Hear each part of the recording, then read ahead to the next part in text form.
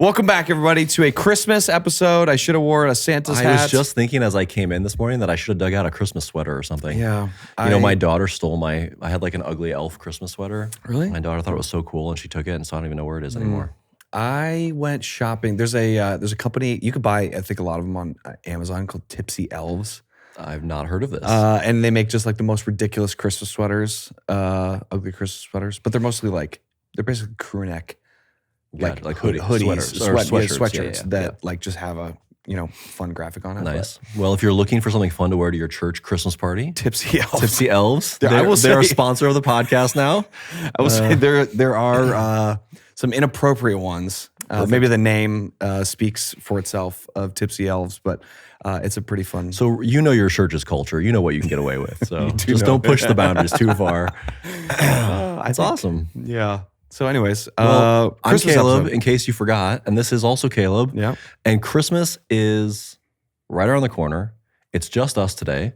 It is. And so we're kind of reminiscing a little bit about Christmas insanity that all of you all listening are headed into too. And yeah, it's fun season. Wanted, like, I think it would have been great to have a guest, but everybody is doing Christmas right now. Imagine that. And it's the week, we're in December now. And so it's like, everybody's busy. And they're like, we can't record until January. So this is the Christmas episode. And we're all thinking of you guys out there and the long hours you're putting in and the things you're figuring out and the events that you're staffing. And, hope they're going well and hope that, in addition to all that work, you're also planning some time for rest. And Kaleb just fell out of his chair. Because it can be easy to just get caught up in the day-to-day and the late nights, and that's not good. Not being on this is my how many Christmases? This is my third Christmas that I'm going on not being on staff at a church. Wow. And I unfortunately, my worship pastor was like, "Hey, I really want you to mix this Christmas. We'd love to have you." And I was like, "I can't." Wow, I'm not way going to go, do man. It. Way to go. My first Christmas that I wasn't on staff at a church, we went as a family on Christmas Eve, and it was my first Christmas ever attending with any of my children ever before. Okay, it sounds really awesome, and everybody's like, "This is my dream," right? But secretly, I was very, I can't remember the words that I used to tell this to my wife, but I was like, I secretly am missing, and there was FOMO Totally in the booth, and we sat next to front of house. And I'm like looking at all my friends and like, there was a lot of FOMO that I wasn't there because that's the only thing I had done for 10 years. Yeah.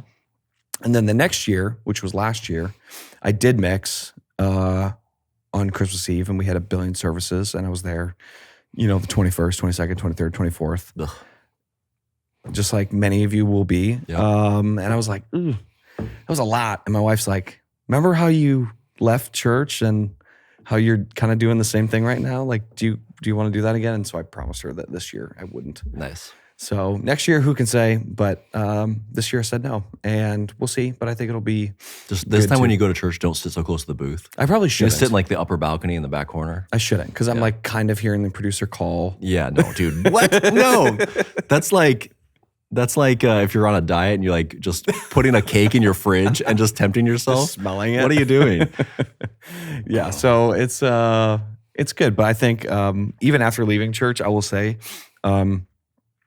I thought that December would be like more calm every year. Like I always thought that the craziness of Christmas was only because I worked on church staff, and it is not. Interesting. Like I feel like it's equally busy and equally chaotic for everybody around this season. It's not just, I don't know, it's not just church, but I think now that I think about it, I go, oh, I can spend a little bit more time with my wife planning for Christmas like parties or gifts for our kids or family members or whatever. And I don't, you can't, I don't know, you just don't really think about that until you're gone. Yeah. Well, it just means that just because you're not on church staff anymore doesn't mean doesn't mean that you can not be intentional with planning your time. You know what I mean? Because like when we talk to church, staff people, it's like, okay, you're going to be busy in the season, so you need to be intentional about like how are you going to balance things, whatever. Yeah. And then you get off of church staff, and like you're just saying, you think that it'll just magically become No. perfect or something else, and it's all the same. Yeah, no, it is definitely all the same. This December falls a little weird because Thanksgiving falls so late. Mm-hmm. I legitimately thought on Monday that we had another week of November, and it was like December 2nd. Like I was like, I legitimately was like, oh my gosh, like we're almost there. Like it's 3 weeks to Christmas or whatever. Yeah. And yeah, time does fly. But I think, there is a lot of intentionality that has to go on. And I tried to sit down with my kids and was just like, hey, it's going to be crazy for both mom and dad. We both have jobs. We both are doing lots of stuff, but like, let's enjoy this time. Let's try to make as, intentional moments as we possibly can.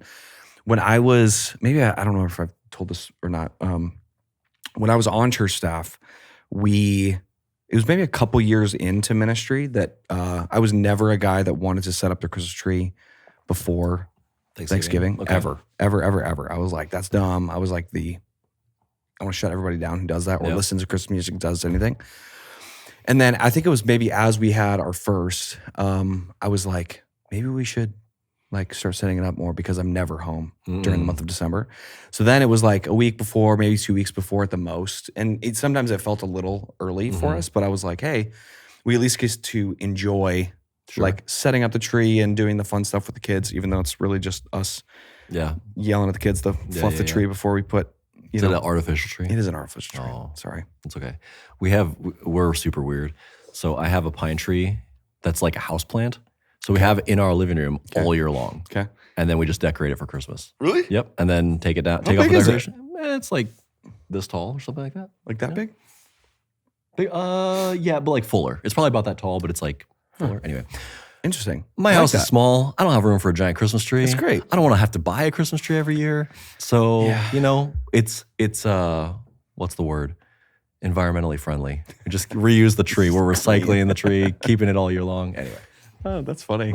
But yeah, I mean, we used to set it up early because we could, at least I think it was more for me. It was for sure more for me than anybody else to feel like I was a part of stuff because we used to joke with, I used to joke with my guys like, hey, say goodbye to your wives, which is terrible. And now that you sit here and you talk about it afterwards, it's terrible. You're like, it's awful. Like it's really, really bad that we used to say that and we used to all joke. And whether or not it was a real joke or a fake joke, we all knew that there was a lot of truth to what I was saying. Yeah.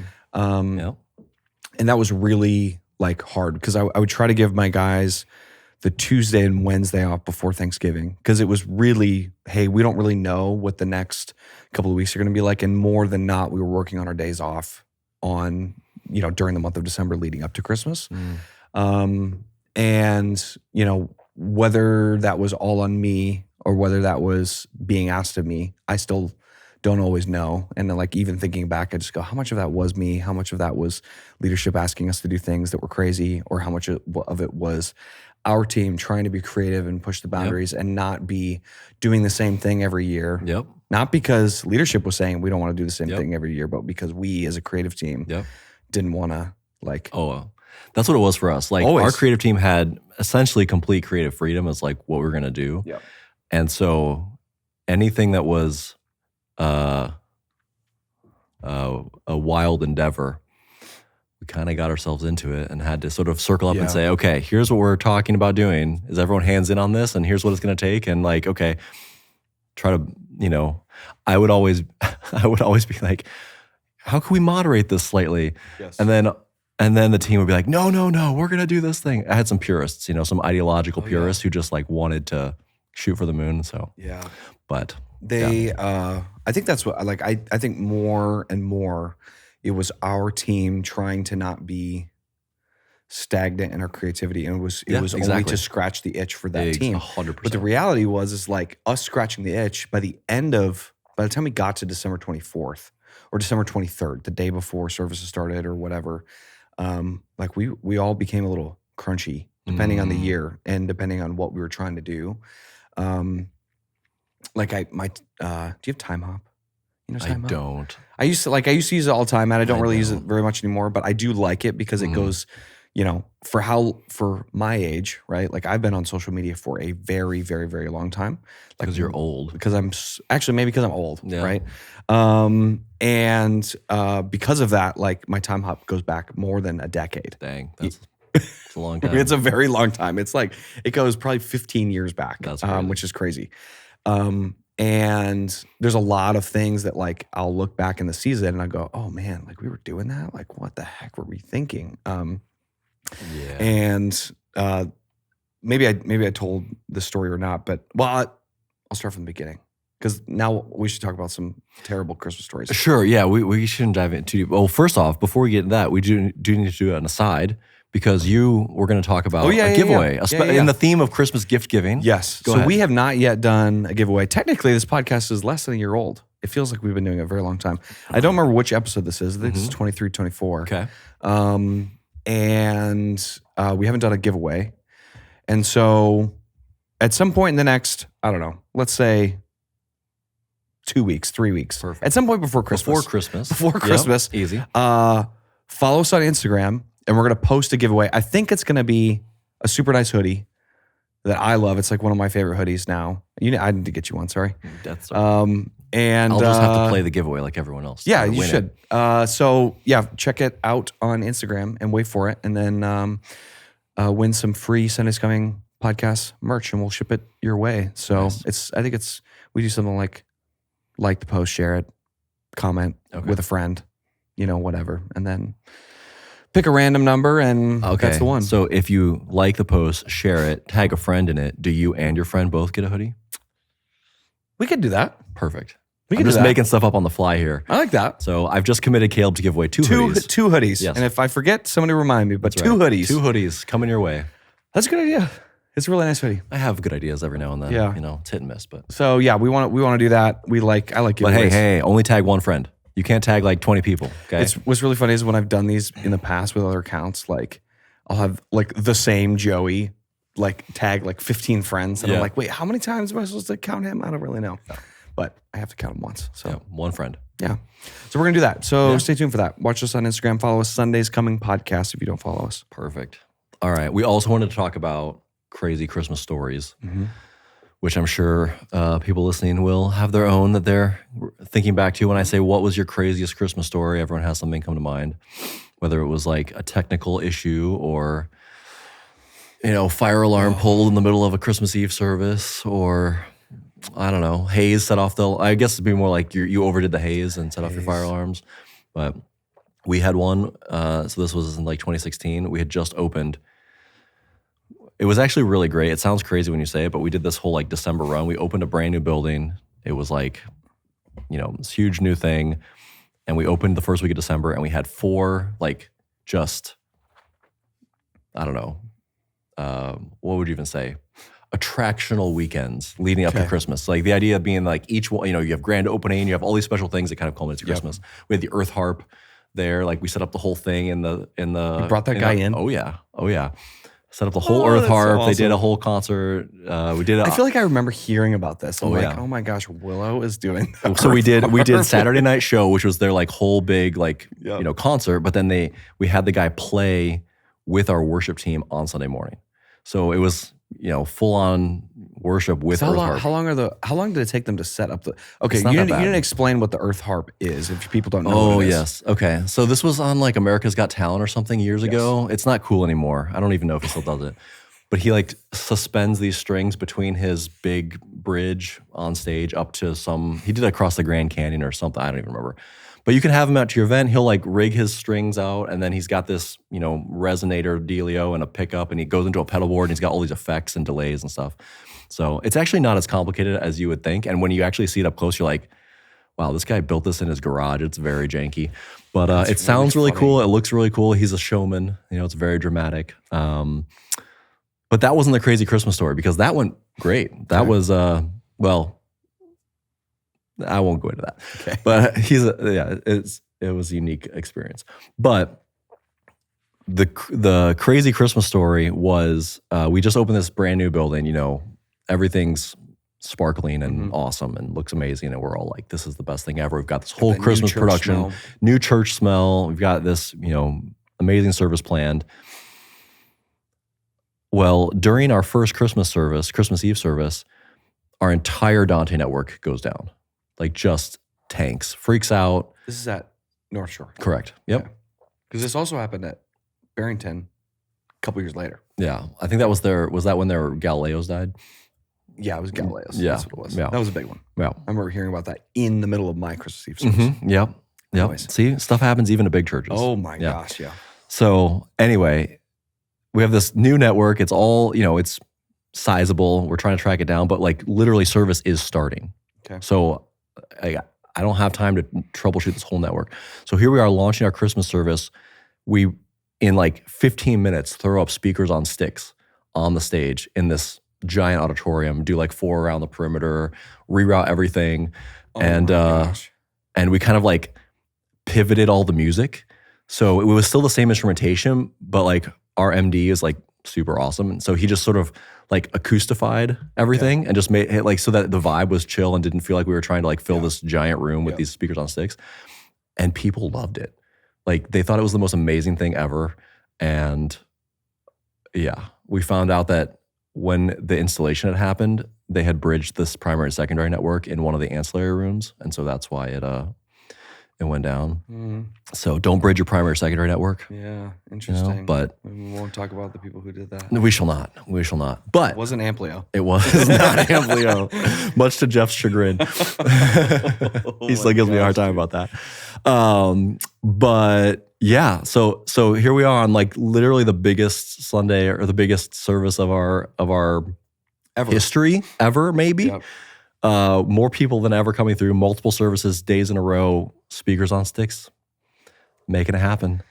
And the thing is, like I said, the congregation thought it was awesome. Like I still would hear about it, afterwards, like how awesome that was and how just like they loved the vibe and it was so authentic and like like relatable and all this stuff. And so kudos to our team because from the musicians to like our pastor and everything, like addressed it so well to make it feel not like an issue. So like if it hadn't been handled well, it obviously would have been way worse. But I also think like that has the potential of the fear in your team is like, oh my gosh, we screwed up. It's something. It's our deal. Like nobody else on the staff is gonna be able to fix this Dante network other than us. And the expectation of what we thought it was going to be versus what it ended up being. And I think we think that when those things happen, it's like a complete disaster. But then you hear feedback from that from people like that, and you're like, oh my gosh. So I mean, to kind of reflect on this from the other side of the coin, right? You've got the person who's responsible for delivering certain outcome, right? Who's now feeling like I'm not doing it. Mm-hmm. But a lot of people in that situation, I was in a leadership role and there were people that were coming to me like nervous because they couldn't figure this out. Of course. Then I have my boss who, is kind of in the same situation looking at us like, hey, what are we going to do? How are we solving this? And so I think it's just a lesson in like the way you treat your team when those unexpected things happen and the way you sort of level set and drive to a solution while being realistic and sort of, because no one solves problems well when they're stressed and freaking out. No. Right? If they're worried about how they're going to get treated or how does this affect them or are they going to have, a sit down later, like that's not your best problem solving mental state, right? So as a leader, whether you're, a production leader or a worship leader or a pastor or whatever, when stuff happens, are you creating an environment that even is amenable to your team solving the problem? Yeah. Right? Or are you actually just making the problem harder to solve by the stress and tension you're creating in the way that you respond to the incident? So big shout out to all of our leadership for doing that so well. But yeah, that's interesting. I think it just makes me think back to when I came on. Maybe I told the story early on when we did the episode with Todd Elliott. And when I had moved up from St. Louis and went to the chapel, he was on as a consultant. He had just left Willow. And I was very, very, very young in my career. And I'm like learning from this guy that was like on the cover of Church Production Magazine in 2013. I'm like, There's this is something amazing. Todd loves to brag about. Todd his loves glamour it. shoot, he's got it framed on his wall. If only. We should get him that for Christmas. We totally should. Oh, we got to find it. Somebody has We it can. somewhere. It's on the interwebs. We can at least print it out. Oh my gosh. But Todd's thing, and I think he talks about it in his book, I Love Jesus, but I Hate Christmas, because that's like the most fitting book for like me ever. I never want to see you run. Like I remember him telling our entire team. I remember him pulling me aside one Sunday early on because I was like briskly walking that was like totally could have been interpreted as a sprint, run, whatever you want to call it. Speed walking, that awkward Olympic sport. Speed walking that looks like, hey, something is wrong. Right. And Todd's like, don't ever run. Like I never, ever, ever want to see you run because it freaks people out because you're the only guy that people are going to look to when these problems are happening to go, Kaleb, what are we going to do? Just like your boss is like, what are we going to do? How are we going to fix this? And if I'm freaking out or looking like I'm freaking out, totally, it's really, really, it's really terrible. There was another guy on our team who also did that really well. And I remember one of our worship pastors, one of our campuses was like, hey, blank person's name, because I'm not going to say it. How do you stay so calm all the time? And he's like, because I don't care. And he walked away. And they started laughing. The worship pastor started laughing because he thought it was a joke. And he's like, he was not joking. And he was not joking at all. So don't be like that. But the reality was, like, I remember in a handful of situations, like when I'm calm, like it calms everybody else around you to go, hey, Kaleb's working on it. But when you're freaking out or when you're losing your mind or super stressed and people can see that, it only adds to the chaos of that. And I think these seasons for me were the worst. Like the from Thanksgiving to December 24th were the worst seasons in my ministry history every year, which is really sad. Because I think it could have been maybe I would say it was the hardest and the best and most memorable seasons. Like I remember those seasons the most. Because they were super, super challenging. I know that I've told this story before, but I think at the time at the church I was at, we had 8 campuses. And for some reason, the expectation was that we would do a set design and change it at every campus all in the same Simultaneously. But there's only 4 of us, 5 of us. And so that was a regional campus, when they're watching the broadcast location, they're like, oh, they have a new scenic design. Oh, look, it kind of feels cohesive, right? Wasn't cohesive. Oh, it looked very similar, right? There was a interpretation of what we did at the broadcast at every location, and we killed ourselves to try to do it. We, hooked a trailer up to my truck and we just like drove to every campus, 1 campus a day, basically for the 2 big ones, and then double them up for the small ones if we could. But by the time we got to Thursday night and we're like reprogramming lighting and we're rehanging fixtures and stuff like that at our broadcast location, my wife was working at the time because we were so broke. It was, young family with a young kid, just like, dude, no money. And so she was working late because she was working in retail. And so it was like 9:30 and they're open late till like midnight, during Christmas season. And my daughter was like maybe 10 months old, and I'm pushing her around in a stroller in the auditorium of our campus, or broadcast campus. And there with my LD, and he's like programming, and we're looking at the looks for, something. And I'm just like, what am I doing? Like, I literally, like, I was so upset with myself, looking down at my daughter who's looking up at me. She doesn't know. She's 10 months old, but I know. And I'm just like, what am I doing as a dad? What am I doing as a father, as a husband, that like, this is what I have to do? And I became very, very bitter very, very quickly. And I was already better, I think, leading up to that point, because the chaos of the week of all these stupid set changes and all this stuff. And I remember, I think it was maybe the next day, my boss called me and she was like, hey, how are things going? And I'm like, terrible. And I lit her up. Sorry, Jessica. But I lit her up. And I was so frustrated that, and I basically started going off of like, I can't believe you guys have this expectation of us to do this. This is crazy. Do you understand how many hours I've worked? And it's only Thursday.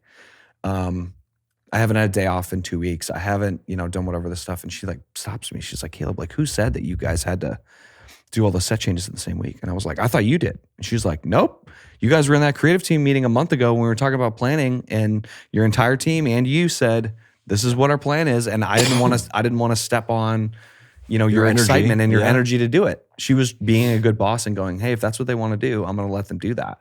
And I was taking it as, this is what you're making me do. And I realized in the moment, I was like, gosh dang it. Because I literally was threatening to quit on the phone call. Of course you were. I use that a lot.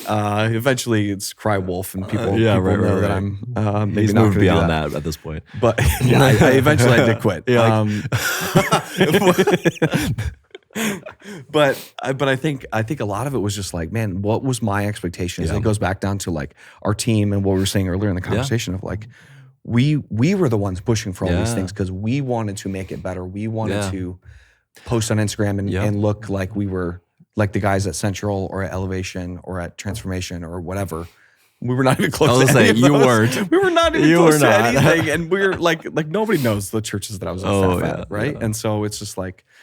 Well, it makes me think too, for people that are in a leadership role and are having staff that are kind of presenting a plan like you guys did, like part of our role as leaders is to push back, to at least ask the question, say, hey, like that sounds really cool.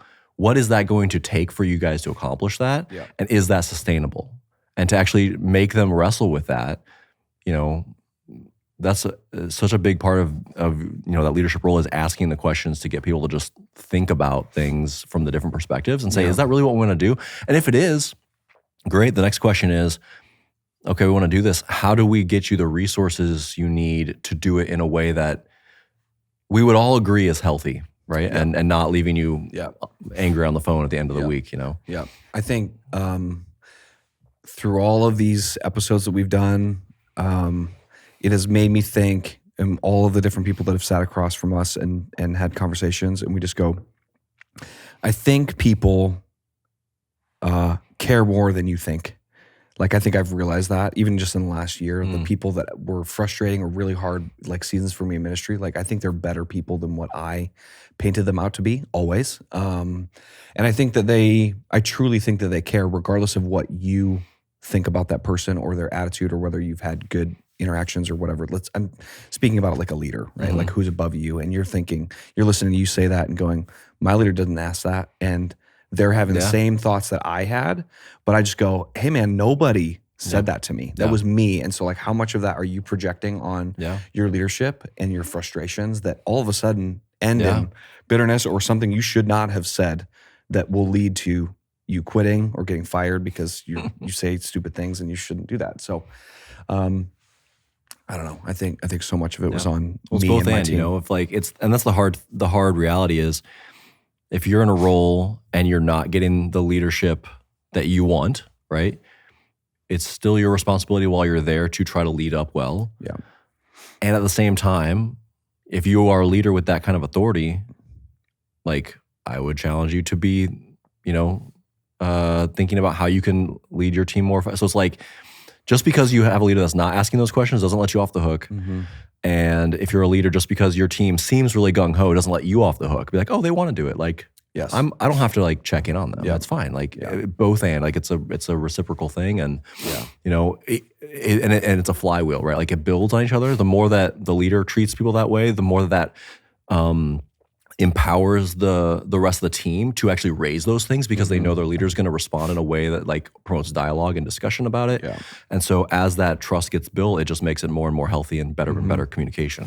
Yeah, and I think when all of those things are done, when the just the creative or production staff for us was done, and we're finally at like the day before rehearsal or the day of a Thursday rehearsal of the main dress rehearsal of the Christmas Eve service or whatever. I think over time I used to like sit down with the team and just go, hey, this is going to be stressful tonight. Like there's going to be things that we thought were going to work, that we set up, that we prepared for, that we programmed, that is not going to work tonight. There's going to be inputs that don't work on the stage that we've already checked that were working before. Whatever those things are, like basically setting the team up to go, there's going to be mistakes that are going to be made tonight. There's going to be things that aren't working. Like it's going to be on us, as everybody's going to be watching us, to go, how are they going to respond in those moments? And some years we did it great, and other years, we didn't. But there was many conversation after the fact with a worship pastor to go, hey man, I'm sorry for snapping because I was frustrated because whatever, and I think, I think it's setting yourself up knowing, I've for sure said this before, it's like the example of like walking in the door at my house after I drive home from work and expecting that my kids are going to be sitting perfectly on the table, like coloring quietly. Like this never happened in my life ever. It's always chaos. It's always somebody screaming, somebody running around with only underwear on. Like it's just like chaos, right? And before I open up that door to walk through the garage into my house, I go, okay, it's gonna be chaos. Be a good dad. Try to be a good husband. And in the same way, walking into a Christmas Eve service or rehearsal, going, it's gonna be chaos. It's gonna be really hard. It's gonna be frustrating. How do I show up in those moments so that I don't? I want people to continue to want to serve on my team. Oh, of course, and see me as, and even setting that expectation chaos lowers the sort of stress level of anything that goes wrong when it actually happens. Because this isn't actually a surprise. We talked about this. We're going to address it together. Everyone is expecting to have to work collaboratively to solve things and come up with solutions. And like, it's not a stressful, unexpected thing. It's part of the process that everyone is aware of and is working together to move through. So, and when you model it like that, when a staff member models it like that, when something like that happens to somebody in a volunteer seat, now they don't feel like, oh my gosh, I see what happens when a staff member has something screwed, when something gets screwed up and they freak out or somebody freaks out at them. But when we model that correctly, now they go, oh my gosh, purple center crashed in the middle of whatever it is, right?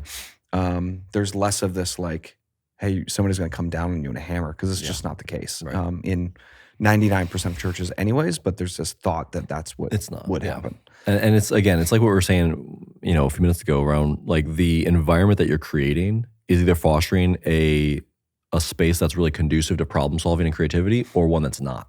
And that's just based on like how much stress and uncertainty that people feel, whether it's a volunteer or a staff person. So, I mean, this isn't just about Christmas. This is anytime you're trying to build a team that's invested and creative and, wants to continue to bring their best, whether it's volunteers or staff, like, are you creating a space where they can show up, do their best, know that if something goes wrong or they don't know something, like the response is, hey, that's awesome. Let me show you how to do it. And like, love that you're learning, versus a negative response, that's just, translates to, I mean, it's parenting, it's relationships, it's everything. Yeah. And I think for the leading up in the conversation that you were just talking about and going like, hey, if your leader isn't saying that, like you still have the opportunity to say, hey, is this too much for us? And checking all of yourselves, as we do that. And I think you doing that also will provide opportunities for you to go, hey, if we do this the way that we're talking about doing it, some crazy creative thing, whatever, that might take away from even something as simple as like a small staff Christmas party with our production or creative staff and our families at my house. It doesn't need to be some extravagant thing, but it's like, when are we, like, if you're not making time for those things, like that comes out later, or a year or 3-4 Christmases later. And your teams hasn't, been together or whatever. I would say that's a great, like, kind of transition to the way that you're creating that culture outside of even the Sunday morning or the Christmas service is like intentionality, really is what it is. Like, are you thinking about ways to bring your team together in the Christmas season or the pseudo Christmas season? If you're, we would always end up doing stuff sometimes like in November because actually, you know what? We did a couple years ago, we did a Christmas in January party where we just communicated in December we were doing this thing, but we did it in January when all the Christmas schedule stuff was done. And we still decorated and did it like it was Christmas, but it was just like, it was fun because it was different. But again, it's like you're creating moments that show your team and your volunteers like, beyond just what we're doing to do a service. We want to create opportunities for you guys to have fun, to connect, to like show that we're invested in you and celebrate you. And, one of the simple things I used to do is just write notes to volunteers, just write some handwritten notes, stick a gift card in it. And I would actually legit mail them. I wouldn't give them to them. I would stick a stamp on it and I would mail it to them. It means a lot. Yeah. Yeah. Like when you get a letter in the mail, you're like, what is this? That's not a bill. Yep. Like there's a handful of times in a year that happens to me. Yeah. And if, one of the things that it was a cool opportunity to do was to, celebrate and thank all your volunteers, but the volunteers that you see who have really kind of stepped into a leadership role or have a lot of potential or kind of moving in a clear trajectory, like just to call that out and write like, hey, I see that you've really grown in this, celebrating that. I think that next year you could do X, Y, and Z and just want to cheer you on and like let you know how valued you are on the team. And those kind of things are super important. And it seems small and it, takes a couple hours depending on how big your team is to do that. But, it's kind of an intangible benefit to just the culture and the investment. I think I like to overcomplicate. Well, I know that I like to overcomplicate everything that I do, like in life, just in general. And so when I think about things like that, or when I used to think about a Christmas party or whatever, I used to think of like, how can I make this extravagant, insanely amazing thing with money that I don't have, or trying to, all of these different things that I'd seen other churches or other friends of mine at churches do that had more money or whatever. And I think that also hindered me from doing something as small as like every church has little cards. Yeah. Every church has the drawer in the admin, office or whatever that you open up and has 1,000 cards of, just the church logo that are blank. Dude, exactly right. Every single church has it. And if they don't have it for some reason, then they're really, really cheap to print. Or just write it on a piece of paper if you have to. Or go to Target and buy a 50-pack. For $4. Yep. But it means so much to somebody. And I remember people, and some years I remember giving gift cards and they were like, this is like $10 Starbucks gift cards. Like it's like I spent $120 doing this for 12 key volunteers or whatever. And that meant like it means a lot to somebody. And so doing I think more of that is I think everybody should do that. Yep. Again, it's not about, having a ton of money. It's just taking the time to think like, hey, what would be meaningful, impactful, show honor to my team? Yeah. And most of the time you can figure out how to do that for free. Yep. Or very nearly free. Yeah. So, and you know what? One of the things we were even kicking around before we started recording was if you have things that you'd want to do for your team, whether it's staff or volunteers, it's already in December. This year, the budget or the schedule, whatever doesn't work out, that's okay. Yep. You have don't kick yourself. Think about, okay, next Christmas, here's what I would like to start planning towards, and actually just take some time throughout the year to figure out if I could create what I want to create, what would it look like? How do I get it on the calendar early? How do I ask for some budget to do something? Yep. And it's not about missing the boat this year. It's about like saying, hey, I'm going to intentionally plan what I'm going to do next year. And each year I'm going to iterate and learn and continue to kind of make that investment in my time and energy because it really makes a difference. Well, I think you might be surprised if you're typically used to your church saying you have no budget to do things. At least for me, more than not, it was around, I want to buy this thing that's going to solve X problem for me or will do something really cool for me.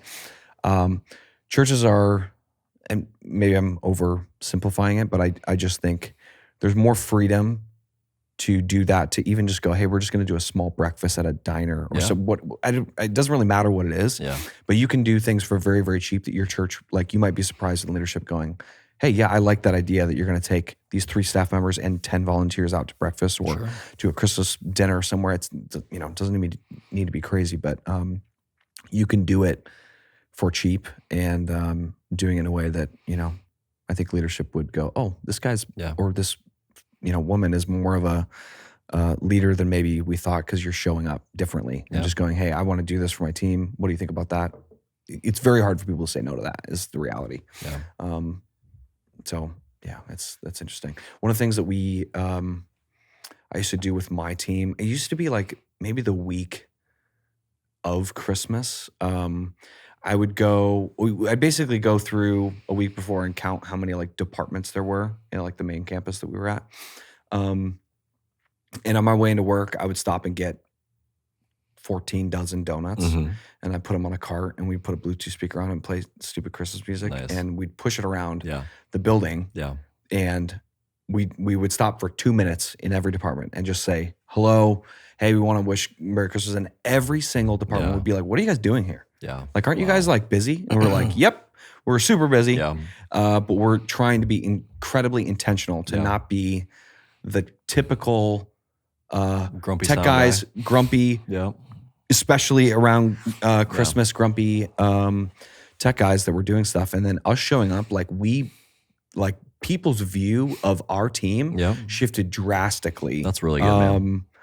By just pushing around and just like dropping off a dozen donuts, even for the accounting team that had 3 people in it. They're like, we don't need this many. I was like, I don't care. I bought them for you. You're great. It cost me $10.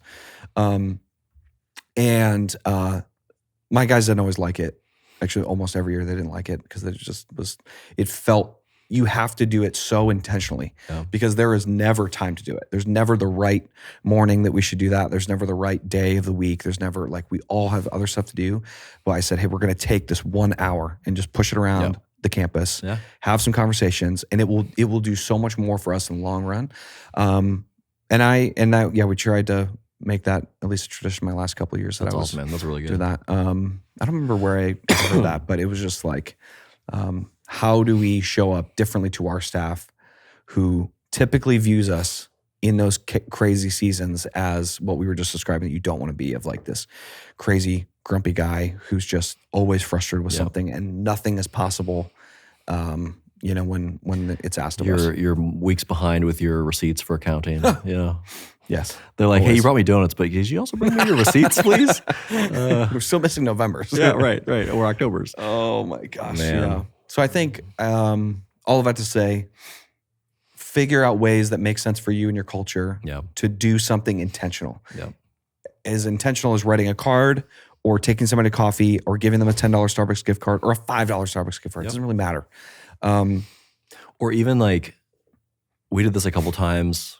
If maybe I was going to say, maybe your church has a cafe or a coffee shop or something, and if you charge for coffee or you charge for donuts or something like that, put a tab on. It's for kind of dude, exactly. Create a tab. We used to have a tab for anyone serving for Christmas, where they would have like a little card thing, and they could just go get whatever they wanted all weekend. You know, and it doesn't. I mean, it does cost money, but it's someone else's budget. Correct. But it just means a lot, just have that that it's just easy. You don't have to think about it. It just gives them that little break between things. And again, it's not about how complicated or expensive it is. It's just the intentionality that you thought about me, that I'm going to be here for a while. Yep. You wanted me to be able to just easily get something to eat or get a coffee and not have to worry about it. And that goes so far. Yeah, because I was always the most nervous out of all of the Sundays of the year or the big services or whatever. Christmas is always really hard to fill. There's a lot of people, at least from the demographics of churches that I was at, that would travel. They would go visit family. They would go out of the country. They do a bunch of whatever things for Christmas for their family, which meant my key volunteers, 50% of them disappeared. And we were asking for, I don't think I ever had a church service that didn't have, we used to call it Christmas Adam, the 23rd. Christmas Adam, Christmas Eve. Oh, that's funny. Oh, wow. Took me a second to figure that out. I was like, what are you talking about? When I first came on staff, we're like, why does everybody keep saying Christmas Adam? What the heck does that mean? They're like, this is the 23rd. That's Adam so and Eve. funny.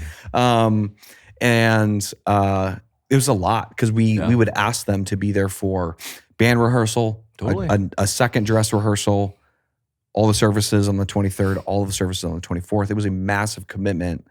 And it was a lot to ask, and we tried to get them to serve every single one. I didn't want to swap out even camera ops as much as possible.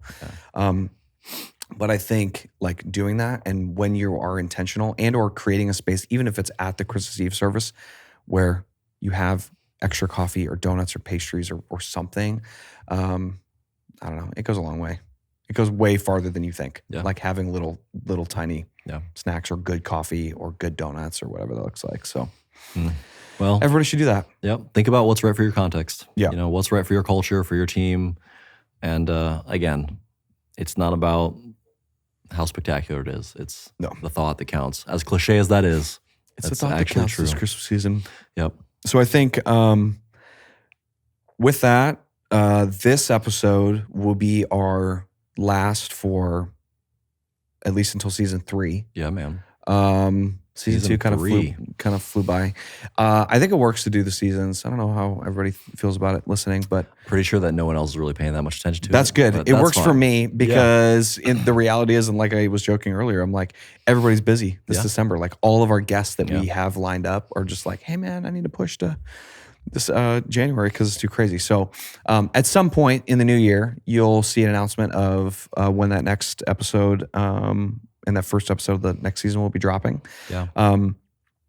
I will put in, at least if you're listening on Spotify, Okay.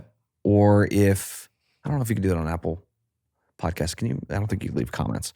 Spotify, you can on the actual episode. But if you know of somebody who you think should be on the podcast, or a leader in your church, or somebody that you've interacted with or Yeah. seen at a conference that we might not know, DM us their name. We'd love to Yeah. talk to them and Message see us if we can get them on. Instagram, whatever. If you have, Instagram or if too. you have topics or things that you've been navigating at your church that you think would be helpful to hear more discussion around or get other perspectives on, I would love to see that. Thanks to everyone who's reached out, in various ways, just to kind of share how the podcast has been, helpful for you, or how your team's been discussing things, or ask questions. Somebody the other day asked me about something that I said on a podcast, and I was like, I don't even remember saying that. But I'm glad it was helpful. But yeah, it's been super fun to do, and have these conversations, and looking forward to keeping it going. It's gonna be fun.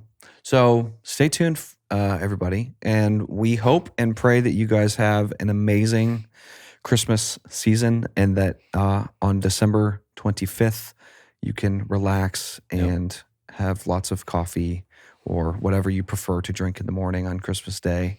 Eggnog. Hey, eggnog. Bourbon. So gross. I don't know. There's lots of things you can have on Christmas Day that's totally appropriate for anything. But the point is, you get some rest, spend time with people that you love, and have an amazing Christmas and a super happy New Year. And 2025 could be your best year yet. Yep. And on that note, we will see you all next year. Yeah. Merry Christmas. Merry Christmas.